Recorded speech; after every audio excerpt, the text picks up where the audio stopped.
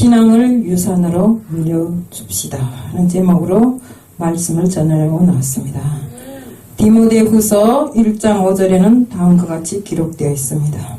이는 내 속에 거짓이 없는 믿음을 생각함이라. 이 믿음은 먼저 내 외조모 로이스와 내 어머니 유니게 속에 있더니 내 속에도 있는 줄을 확신하노라.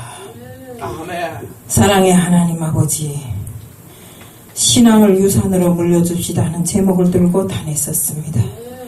저희들이 정말 후손을 위해서 물려줄 것이 무엇이 있습니까? 돈입니까? 재산입니까? 아닙니다. 오로지 저희들 정말 온갖 믿음으로 지금까지 지켜온 모든 것을 유산으로 물려주는 것이 가장 큰 것이라고 생각합니다. 정말로 세상 사람들은 돈에 정말 정신을 팔고 정말로 재산의 모든 것을 다 겁니다.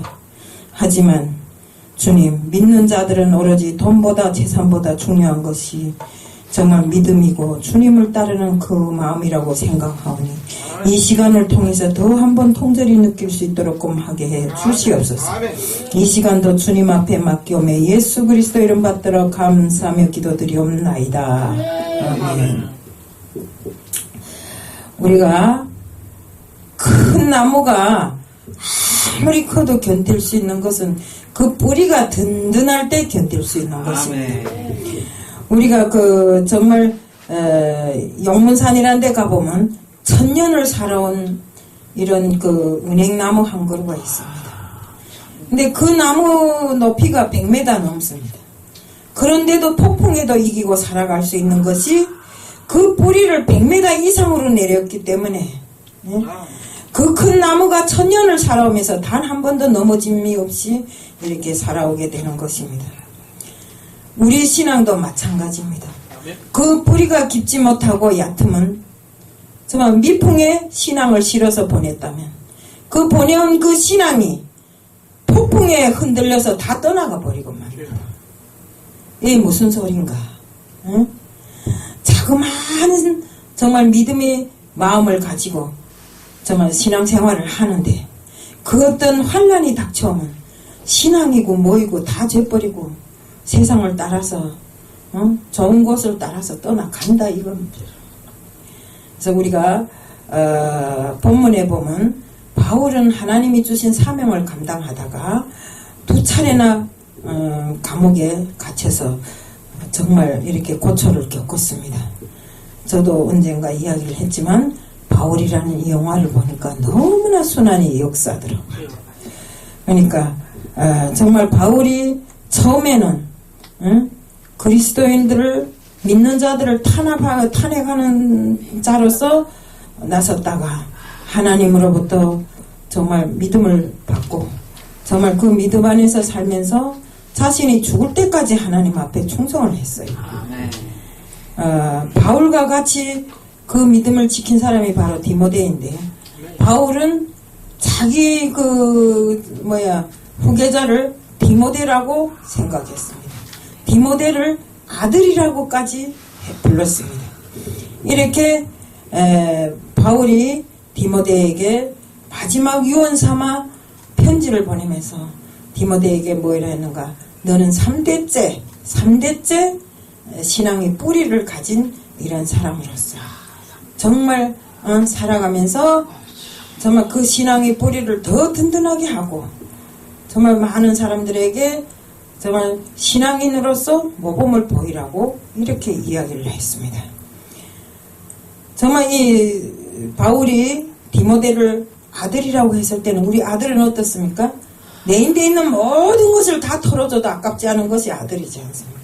바로 그런 정말 자식처럼 디모데를 자기 아들이라고 하면서 자기 신앙 자체를 그 유산으로 디모데에게 물려준 것이 바로 바울입니다.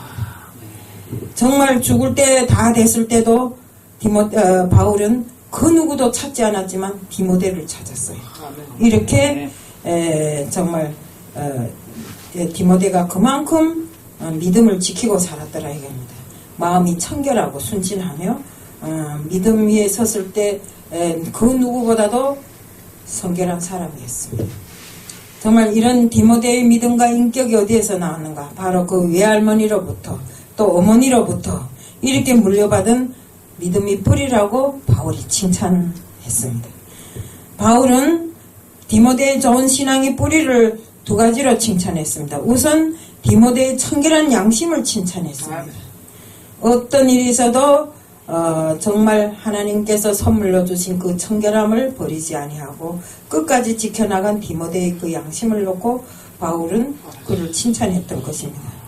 정말 그러면서 끝까지 그 양심을 버리지 말고 지키라고 했습니다. 우리는 날마다 하나님 앞에 서서 내 양심을 재어보고 뒤돌아보고 또 다시 한번 생각해보는 이런 그 점검을 통해서 내 양심이 어디에 가 있는가 하는 것을 되짚어 봐야 합니다. 믿음으로 산다고 하면서 양심을 버리는 것은 정말 믿음도 파괴되고 모든 것이 다 파괴됩니다. 그렇기 때문에 우리는 정말 바울처럼 양심을 끝까지 지키라고 한 그 바울의 말처럼 우리는 양심을 끝까지 지키는 이런 사람들이 되어야 됩니다. 믿음이 구원이 통로라면 양심은 삶의 방향을 가르쳐주는 것입니다. 요한복음 8장 1절부터 11절에 쭉 보면 우리 예수님을 시험한 바리새인들에 대한 이야기입니다. 가늠하다 들킨 한 여자를 데리고 와서 예수님께 묻습니다. 이 여자를 돌로 치리까? 그러니까 예수님을 시험하는 겁니다. 예수님을 함정에 빠뜨려서 하나 정말 예수님을 시험해 보려고 이렇게 하는데 그때 어떻습니까? 돌로 치라고 하면 이때까지 예수님께서 선교를 하면서 전도를 하면서 사람들에게 사랑으로 모든 것을 베풀었고 사랑으로 모든 것을 아우르라고 이렇게 말씀하셨는데 사랑이 없다 하실 것이고 치지 말라고 하면 율법에 어긋나는 일을 한다고 할 것이고 그럼 여기 앉은 분들은 어느 것을 선택하겠습니까? 참 답답하지 않습니까? 나부터라도 그랬습니까? 치라고 하려면 치라면 율법에 사랑이 없다겠고 또 치지 말라면 율법에 어긋난다 하겠고 이럴 때 예수님께서는 뭐랍니까? 땅바닥에 글을 씁니다. 그때 사람들이 그것을 보고 젊은이 늙은이 할 것 없이 다 달아나 버립니다. 근데 그 글의 내용은 뜻은 무엇인가? 죄 없는 자가 먼저 치라. 그럼 우리가 인생이 살면서 죄 없는 자가 여기 누가 있습니까?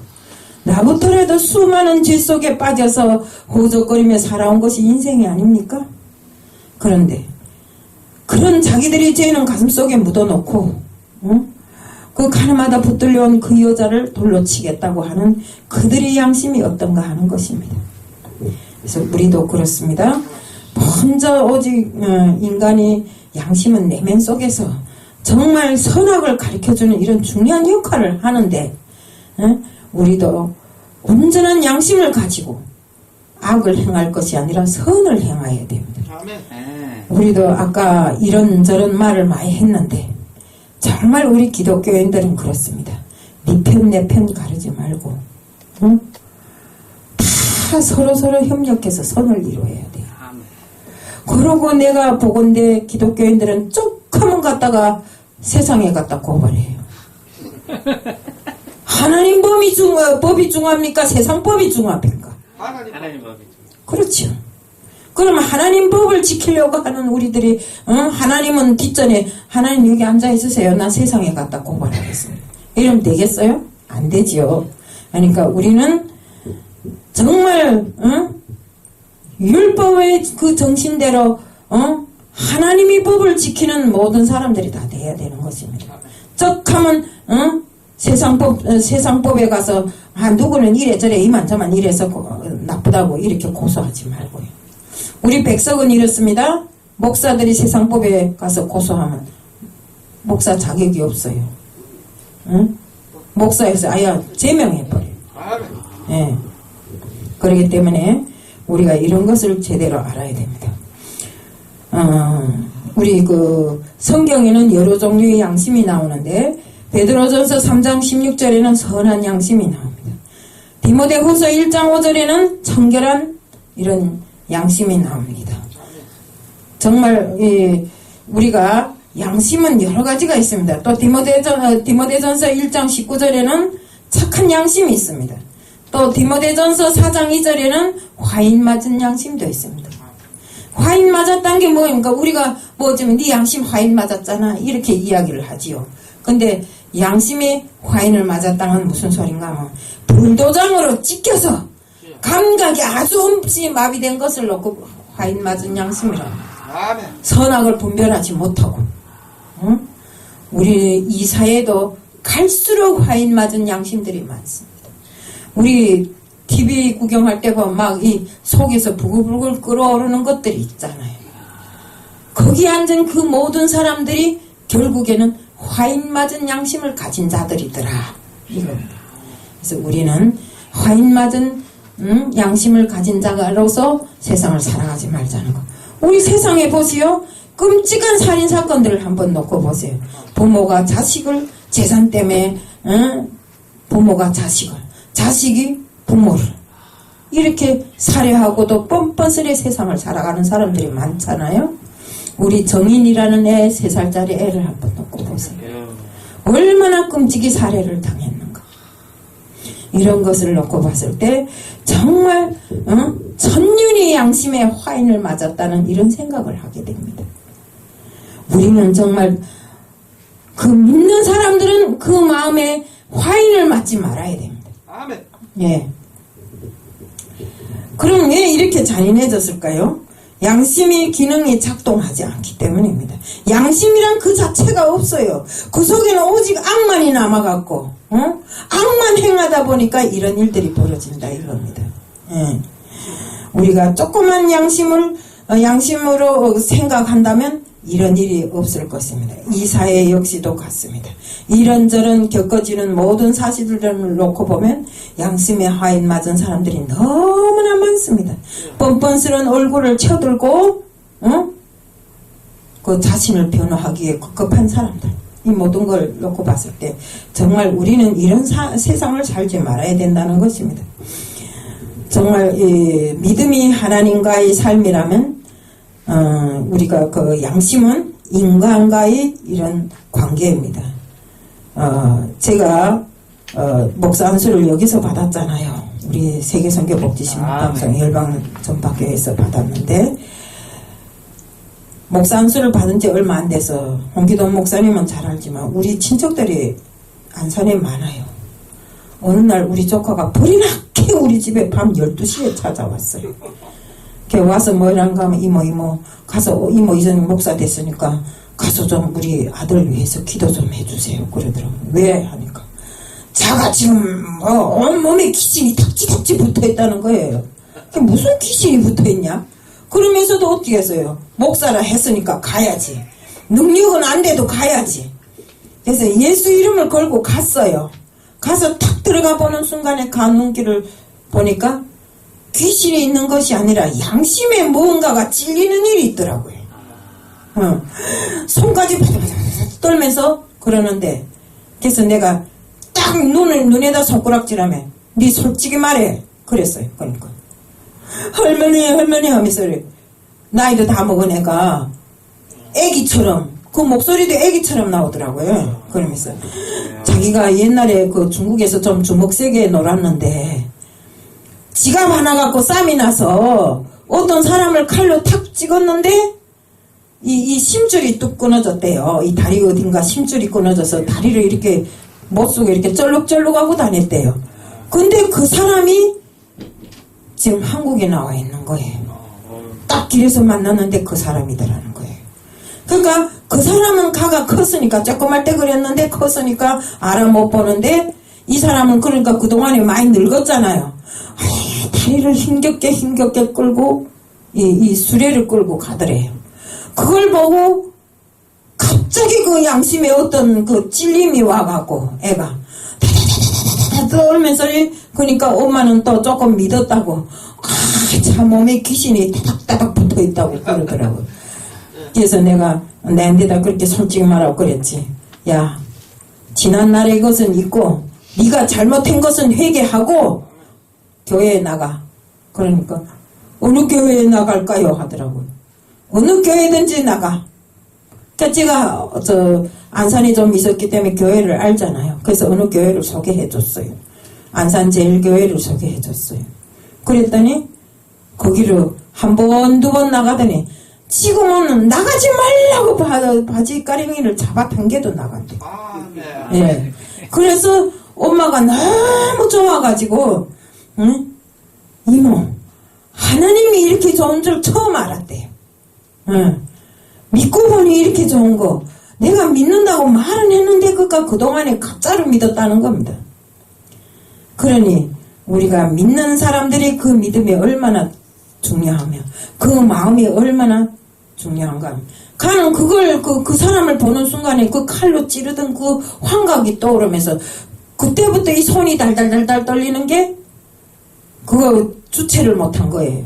그래서 그 다음에 그 믿음 생활을 하면서 좀 나으니까 그 사람을 찾았대요. 찾아서 가서 다시 한번 이게 정말 빌고 잘못했다고 용서를 빌고 이렇게 했다고 합니다. 그러니까 우리가 믿는 사람들은 그 양심을 정말 그 양심으로 온전한 사람과의 관계를 제대로 맺어야 된다.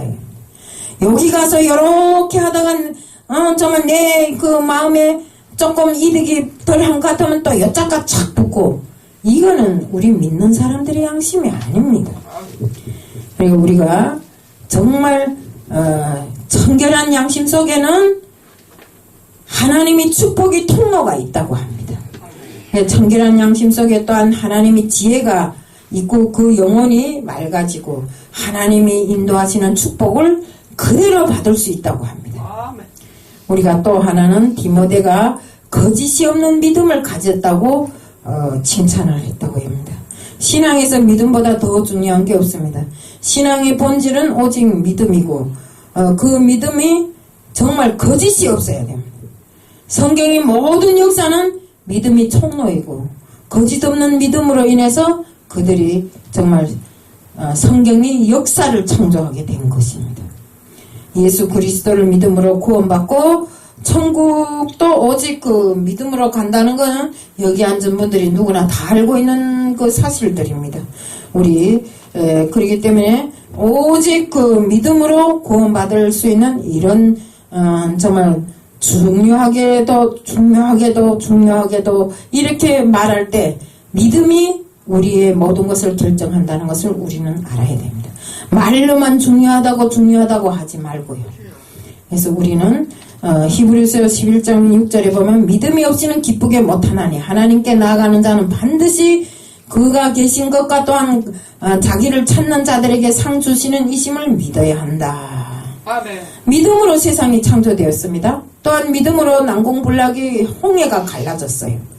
또 믿음으로 나아만 장군이 어땠습니까? 병 고침을 받았잖아요. 예. 또 믿음으로 철옹성 같은 여리고가 무너졌어요. 정말 누구도 무너진다고 상상도 할 수 없었던 그 여리고가 믿음으로 무너졌잖아요. 매일 7바퀴를 돌라니까 돌았고 함성을 지르라니까 질렀고 한데 그 난공불락이라고 했던 여리고성이 와르르 물먹은 모래성처럼 무너졌잖아요. 우리는 누구든지 믿음으로 천국에 들어간다는 것을 알고 있습니다. 우리는 믿음으로 다시 오실 주님을 기다립니다. 눈에 보이지도 않는 주님, 내가 언제 왔다 갔는지도 알지도 못하는 주님을 우리는 무엇으로 기다립니까? 그 믿음이 아니면 못 기다리잖아요. 오직 믿음으로 기다립니다. 우리 주님은 수많은 문제를 해결하실 때 먼저 믿음을 요구하셨고 또 예배를 드리면서 간곡히 부탁하신 것이 기도하고 회개하라고 하셨습니다. 그렇기 때문에 우리가 믿음대로 살고 기도하고 회개할 때 반드시 하나님의 역사가 일어난다는 것을 알아야 됩니다. 바울이 예수님 이름으로 귀신을 쫓을 때 많은 사람들이 따라다녔습니다.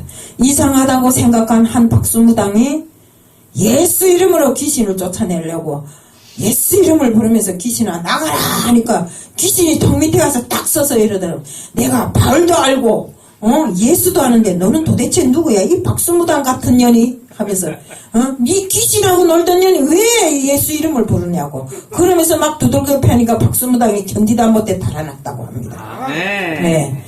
이렇게 박수무당도 예수 이름을 부를 만큼 그 예수가 그만큼 큰 일을 하신 것입니다. 우리는 거짓된 믿음을 가지면 귀신들이 먼저 알아요. 그렇기 때문에 우리 디모데는 3대째 물려받은 이런 신앙인으로서 한 번도 정말 거짓을 고한 적 없고 100% 순수한 삶을 살았다고 합니다. 그렇기 때문에 우리도 신명기 6장 2절에도 너와 내 아들이 내 손자들에게 말씀을 가르치라는 이런 말이 나옵니다. 우리는 신앙의 DNA를 우리 후대들에게 물려줘야 됩니다. 저는 정말 이 후대가 신앙을 물려받는 것이 얼마나 중요한가 하는 것을 우리 손자들을 통해서 알았어요.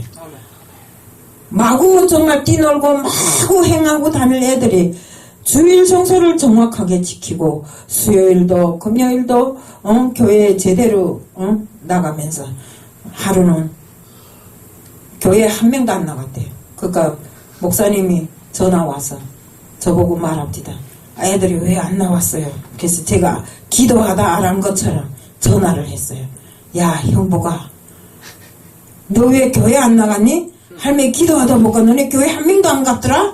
그러니까 옆에 있던 게 할머니 우리가 마귀 사탄의 역사에 놀아놨어요 하더라고요. 그러니까 애들도 하는 그 마귀 사탄의 역사 정말 거짓으로 세상을 살지 않도록 이렇게 애들을 잘 가르치고 그 애들에게 정말 우리가 신앙을 유산으로 물려준다면 얼마나 좋은 것입니까?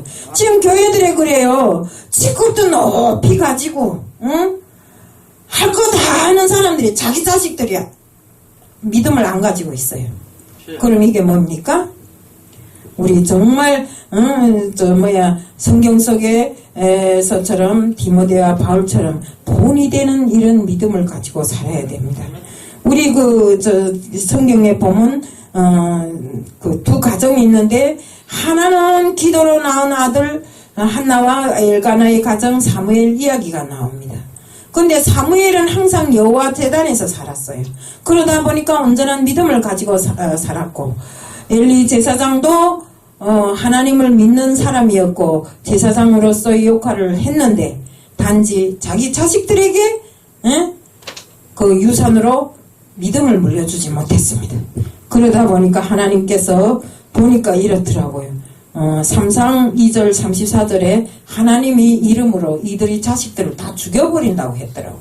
그러니까 결국 죽였어요. 훗날 그 두 아들 흠리와 비느하스는 전쟁터에서 엘리 제사장은 이 소리를 듣고 충격으로 의자에서 떨어져서 목이 부러져 죽고 결국 그 믿음은 그 당대에 끝나고 말았어요. 우리가 믿음은 세월을 갈수록 역사가 흐를수록 계속 내리 전해지는 믿음이 돼야 되고 우리 후대들에게 믿음을 그대로 넘겨주는 우리 신앙이 좋은 DNA를 그대로 물려주는 우리들 모두가 되자는 것을 말씀드리면서 오늘 말씀을 마칩니다. 아멘. 사랑의 하나님 아버지 감사합니다. 오늘 신앙을 유산으로 물려주자는 말씀을 전했습니다. 정말 좋은 믿음의 DNA를 후대들에게 물려줄 수 있도록 하게 해 주옵소서. 우리들 모두 믿음 하지만 나 하나의 믿음으로 끝나는 것이 아니라 가족과 이웃과 또 아는 모든 분들에게 믿음을 전할 수 있는 저희들 될 수 있게끔 하게 하여 주옵시고 세계 땅끝까지 지구 땅끝까지 어디에도 우리들의 믿음을 정말 전하는 우리들 모두가 될 수 있게끔 해주실 줄 믿사오며 예수 그리스도 이름 받들어 감사하며 기도드리옵나이다. 아멘.